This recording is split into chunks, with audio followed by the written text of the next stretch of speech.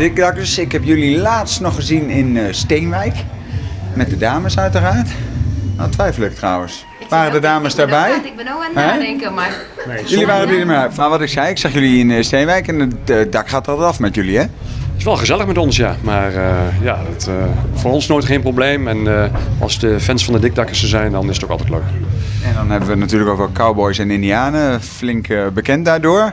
En het hobbelpaard. Ja. Vertel eens even. 2 veelgeziende nummers op TV Oranje. Juist. En eerst cowboys en indianen. Een leuk dansje erbij. Interactie met het publiek. En daarna hobbelpaard. Eigenlijk ook weer hetzelfde. Een leuk dansje erbij. En het hele publiek kan meedoen.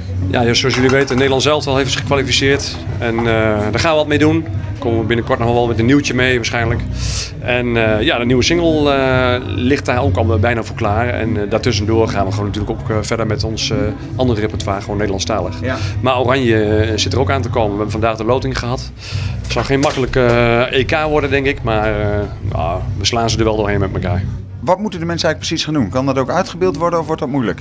Ze wil een hobbelpaard, een met de lange staart. Die zwaait ze heen en weer. Ze wil geen vliegen meer, maar vliegen zijn niet dom. Die zeggen brom, brom, brom. Ze zitten op de kot en draaien in het rond. Ja la la la la la la la la la la.